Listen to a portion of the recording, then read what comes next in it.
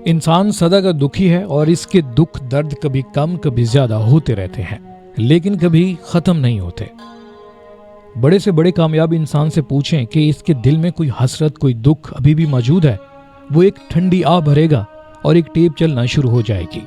आप महसूस करेंगे कि ये कहाँ का कमरान इंसान है, ये बेचारा तो दुखों का मारा है, कोई जोगी सा लगता है।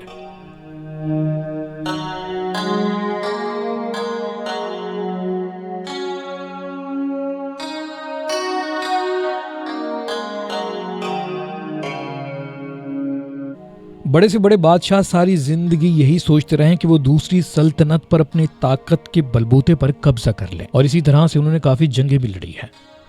आज दुनिया में बज़ाहिर सुल्तानी जमहूर का परचम भी लहरा रहा है। बज़ाहिर इंसान मुहज़्ज़ब हो चुका है, गुलामों की बाज़ाब्ता खरीदो फरोख्त भी बंद हो चुकी है, और इस दुनिया में हर कहीं लहू भी बह रहा है। जहां कहीं भी किसी कौम की दिफाई कुव्वत कमजोर पड़ी, बड़ी आलमी कुव्वतें इन पर भूखों की तरह टूट पड़ती हैं।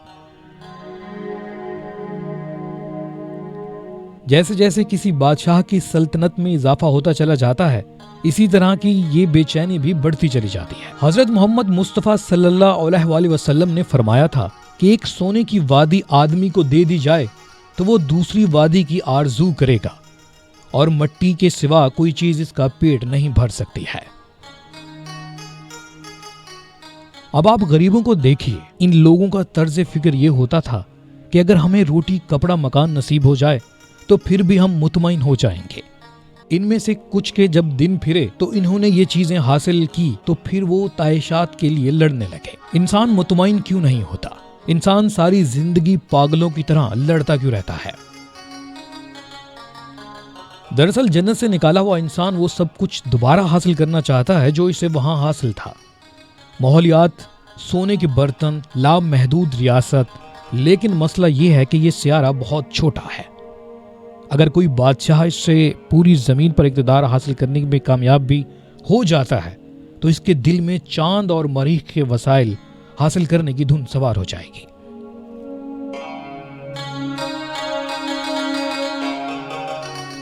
इस गैलेक्सी पर हुकूमत चाहिए और इस दुनिया में इसे मिल नहीं सकती। इंसान की बेचैनी की असल वजह यह भी है कि ख्वाहिशात का कोई दूसरा किनारा ही नहीं है। आप हसरत से खुशहाली में आ भी जाएं तो एतमीनान के नाम की चीज आपको मिलने वाली नहीं है। दूसरी तरफ तमाम इंसानों को अगर 5% ख्वाहिशात भी उनकी पूरी होती हुई नजर आए तो ये दुनिया तबाही और बर्बादी का शिकार हो जाएगी। हर तरफ जंगें होंगी, दुनिया में कोई मजदूर और कोई सिपाही बाकी नहीं रहेगा। इसलिए इन्हें मजबूर पैदा किया गया है।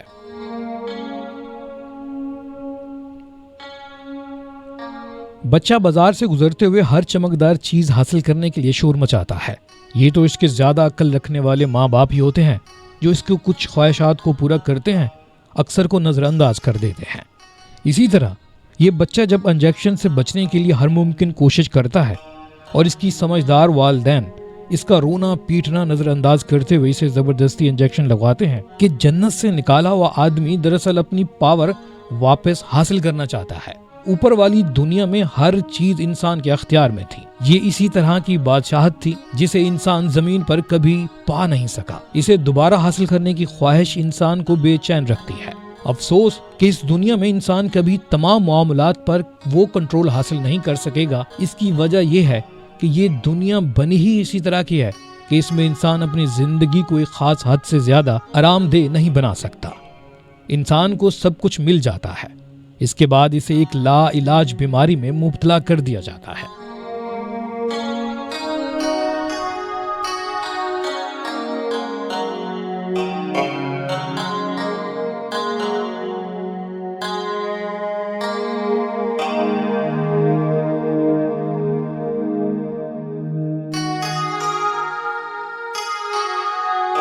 इसके अलावा दो बड़ी चीजें जो इंसान के कंट्रोल में नहीं है वो आपके ख्यालात का नज़ूल है। मतलब कि ये इंसान सारी जिंदगी जो वाकयात इसके साथ पेश आते हैं इनको वो कंट्रोल नहीं कर सकता, लिहाजा इसे आजादी और एतमीनान भी नसीब नहीं हो सकता। क्या आपको मालूम है कि खुदा जिंदगी भर इंसान को इन मसाइल से क्यों नहीं निकलने देता? क्योंकि अगर आप इन तकलीफ से निकल जाएंगे तो खुदा को फिर कैसे याद करेंगे और कुदरत का कमाल भी यही है कि आपको तकलीफें देती है ताकि आप उससे रजू कर सकें और इसी तरह से आपका राब्ता जुड़ा रहे।